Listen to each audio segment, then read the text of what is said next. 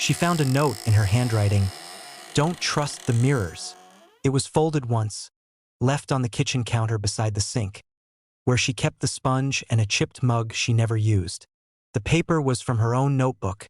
She recognized the faint blue grid, the slight curl at the corner where she'd spilled coffee days ago.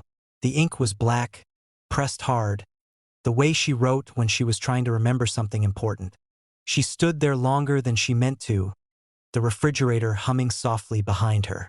The overhead light flickered once, a barely perceptible dip, and came back steady. She read the note again, slower. Don't trust the mirrors. She didn't remember writing it. That wasn't unusual in itself. She'd been stressed, distracted, but the certainty of the handwriting unsettled her. The loop of the D, the tight spacing between words, the slight slant forward.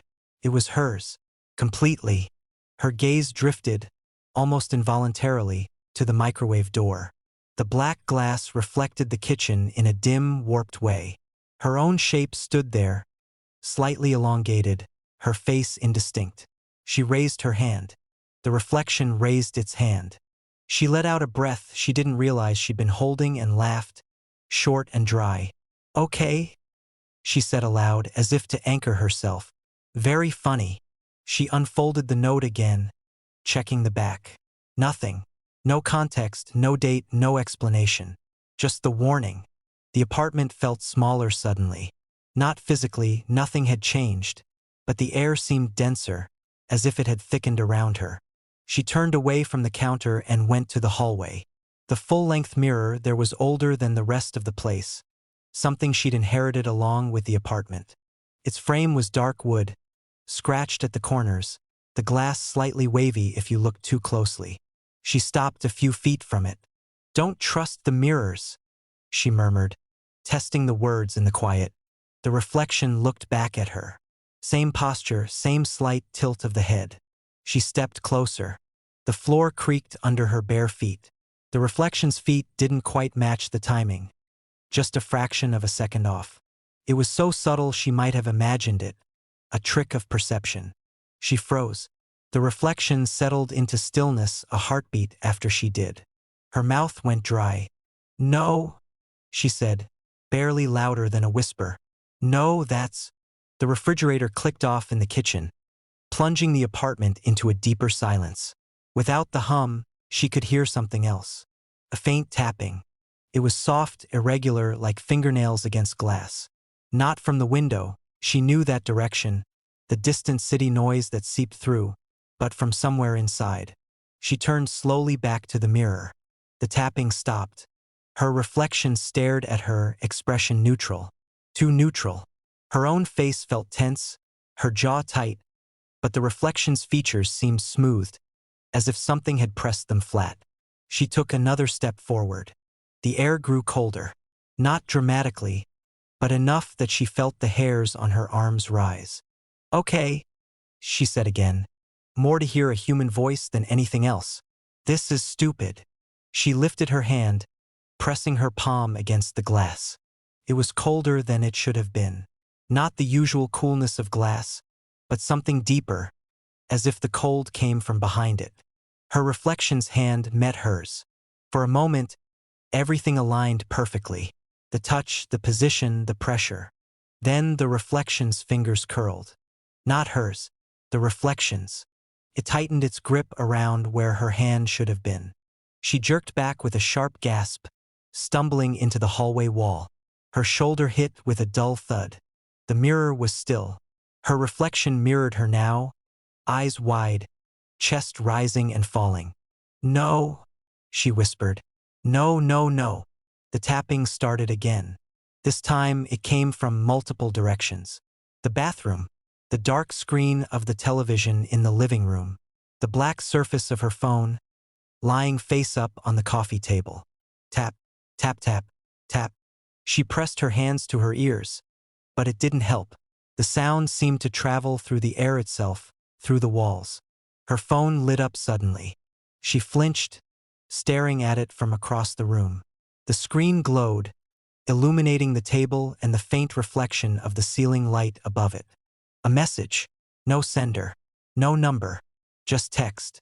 Look away. Her heart hammered. She didn't remember picking up the phone, but suddenly it was in her hand. The glass was warm from the screen, the letters stark against the brightness. Don't trust the mirrors, she said again, more urgently now. The phone screen flickered. For an instant, the reflection on it didn't match the room. The ceiling light was wrong, shifted slightly to the left, casting shadows at angles that didn't exist. And in the reflection behind her, something moved. She spun around. The room was empty. The couch, the table, the closed door to the bedroom. Everything exactly where it should be. The tapping grew louder. She turned back to the phone. The message had changed. You wrote it. Her stomach dropped. I didn't, she said. But the denial felt thin, fragile. You did, the screen replied. Her grip tightened. I don't remember. The phone went dark. For a moment, she saw only her own reflection in the black glass. Except, the reflection wasn't holding a phone. Her hand was empty. She dropped the device with a cry. It hit the floor, the screen lighting again briefly before going black. No, she said, backing away. No, no. Her heel caught on the edge of the rug, and she stumbled, grabbing the back of a chair to steady herself. The apartment felt wrong now. Not just smaller, tilted, as if the geometry had shifted slightly. The angles didn't quite line up. The shadows didn't fall where they should. The mirror in the hallway seemed darker. She tried not to look at it. The tapping stopped. The silence pressed in, heavy and expectant. Then, from the hallway, a voice. Her voice, "Don't trust the mirrors," came from the mirror unmistakably. She forced herself to look. The reflection stood there, facing her. But she wasn't standing like that. Her real body was hunched slightly, gripping the chair, breathing hard. The reflection stood straight, calm, composed. And it smiled, slowly, deliberately. I wrote the note, it said, its lips moving in perfect clarity, though the sound came from the glass itself, not the air. Her legs trembled. Why? The reflection tilted its head, studying her. Because you keep forgetting. A cold dread settled into her chest. Forgetting what? The reflection's smile widened, stretching just a little too far. That you're the reflection. The room seemed to tilt further, the edges blurring. No, she said, shaking her head. No, that's not. Look, the reflection said gently. She didn't want to. Every instinct screamed at her to look away, to close her eyes, to run. But she couldn't. She turned her head, slowly, toward the microwave, toward the television, toward the black screen of her phone on the floor. In every surface, the same image. A woman standing in a hallway, calm and steady, holding nothing, watching something that wasn't there. And behind her, pressed against the inside of the glass, fingers, dozens of them, pale, straining, tapping softly, waiting. The reflection in the hallway mirror stepped closer from its side. You wrote the note, it said again, almost kindly. Every time you start to notice. Her breath came in shallow bursts. So, what happens now? The reflection raised its hand. This time, when she didn't move, it didn't wait. His palm pressed flat against the inside of the glass. The tapping from the other surfaces grew louder, more insistent. Now, it said, you stay where you belong. The glass rippled. She felt something cold close around her wrist. No, not around. Through, as if her arm had lost its solidity. She tried to pull back, but there was no resistance, no traction. Her body felt thin, stretched. The room dimmed, the colors draining. On the other side, the reflection stepped forward. Out of the mirror, into the room. Her last clear thought, as the tapping swallowed everything, was of the note on the counter. Of the way the ink had pressed so hard into the paper. And of how, somewhere, somehow, she had known. Don't trust the mirrors. Because they remember, even when you don't. Her reflection blinked twice. She hadn't blinked at all. The realization came a half-second late, like everything else lately. She stood in front of the bathroom mirror, hand paused mid-motion with a toothbrush she hadn't yet used. The fluorescent light above hummed faintly, a constant electrical whisper she usually ignored. Tonight it seemed louder, threading through the silence of the apartment. She stared at her own eyes. They stared back, steady now, unblinking. "Okay," she said quietly, testing her voice in the tiled room. It sounded thinner than she expected. "I'm just tired." She hadn't slept well in days. The apartment never really went quiet anymore. Not completely. There was always something. The refrigerator cycling on and off, the faint creak of pipes behind the walls, the distant murmur of traffic 4 floors below. Tonight, though, there was something else layered beneath it all. A soft, intermittent tapping. She'd noticed it earlier while sitting on the couch, scrolling through her phone. She'd assumed it was coming from the window, maybe a loose branch brushing the glass. But there were no trees that close to the building. She lowered the toothbrush slowly and leaned closer to the mirror. "Blink," she whispered. She blinked.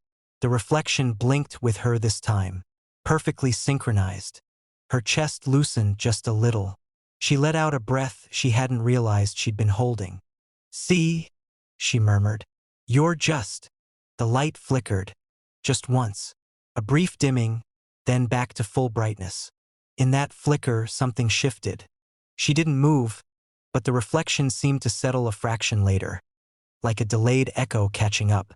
Her stomach tightened again. "No," she said, more firmly now. "No, that's not." Tap. She froze. The sound came from the mirror. Not loud. Not even distinct enough to pinpoint at first. Just a delicate, almost polite tapping, like a fingernail brushing glass. She leaned in, heart beginning to beat faster. "Hello." The word slipped out before she could stop it. The reflection didn't answer. It just watched her. But its expression was wrong. Her own face felt tense, her brow faintly furrowed. The reflection's features were smoother, almost expectant. Tap, tap, closer this time, more deliberate. She jerked back, bumping into the sink. The porcelain rattled faintly under the impact. "Stop," she said, louder now. The tapping ceased instantly. The silence that followed felt heavier than the sound had been. She turned away abruptly, stepping out into the narrow hallway. The apartment seemed darker beyond the bathroom, even though the lights were on. The living room lamp cast a soft, yellow glow, leaving the corners in shadow. Her phone lay on the coffee table, screen dark. She crossed the room quickly, as if distance from the mirror might dilute whatever had just happened. The floorboards creaked softly under her steps. When she picked up the phone, the screen lit automatically. Her reflection appeared in the black glass before the home screen loaded. Only it wasn't quite her. She held the phone closer, frowning. The angle was off.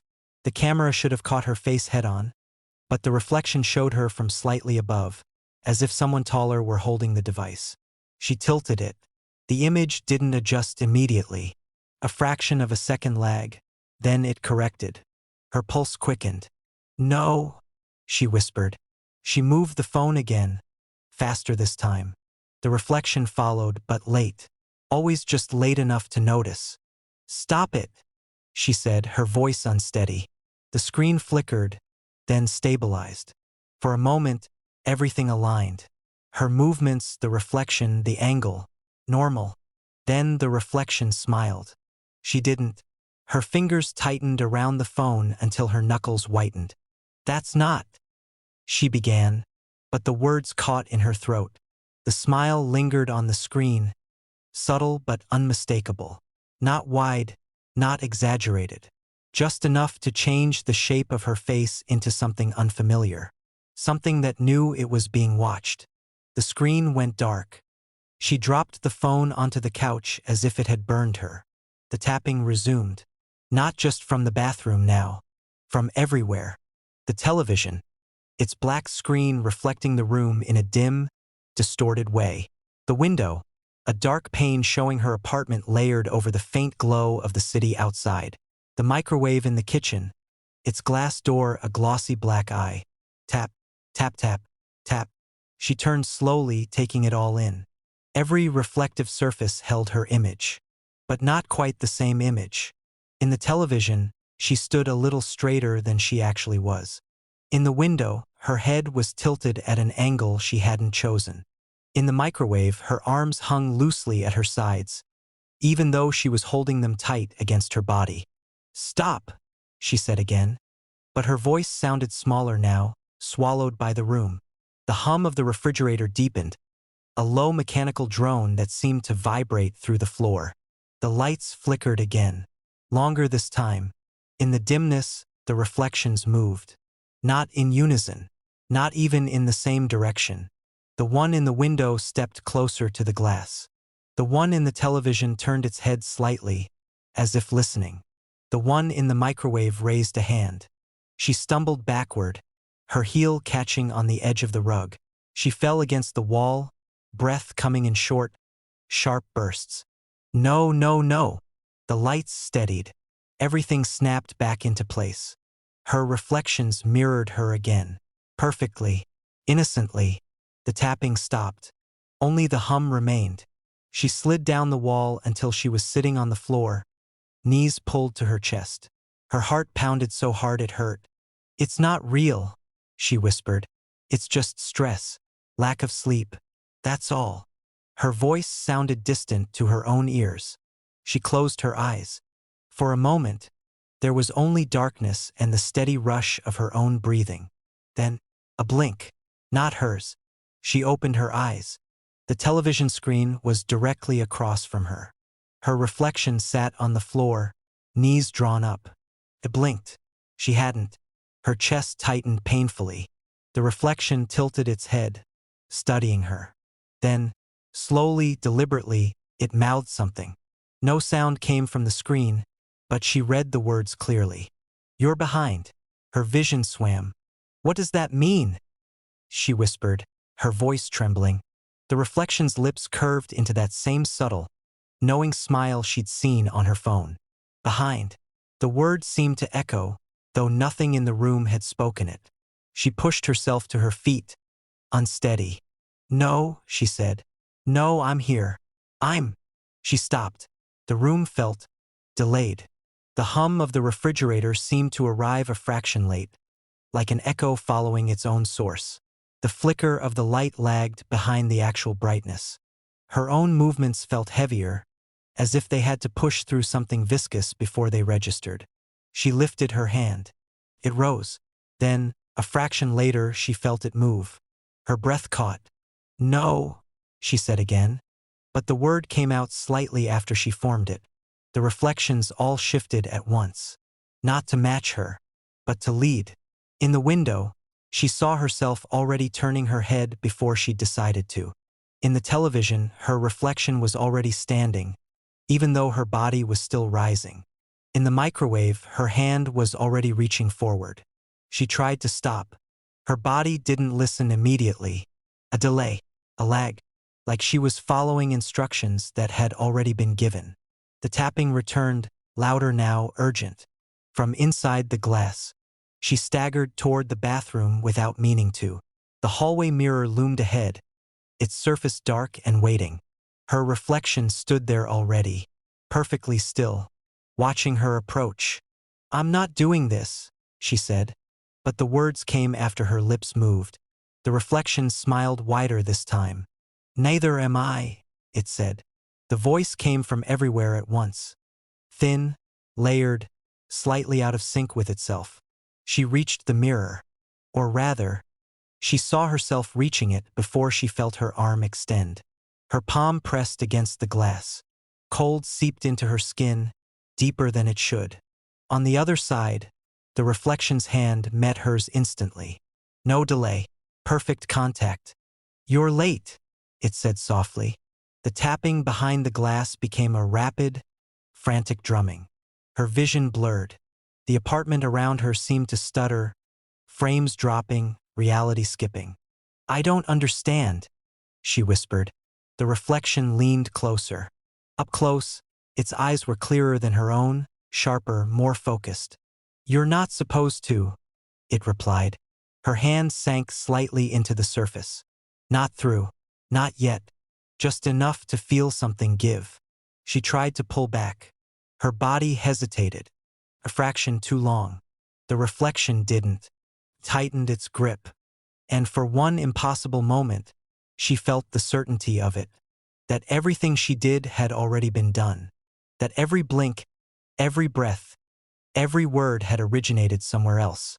From the other side, the reflection's smile softened, almost sympathetic. "We've been watching you," it said. The glass rippled. Her arm slipped further in.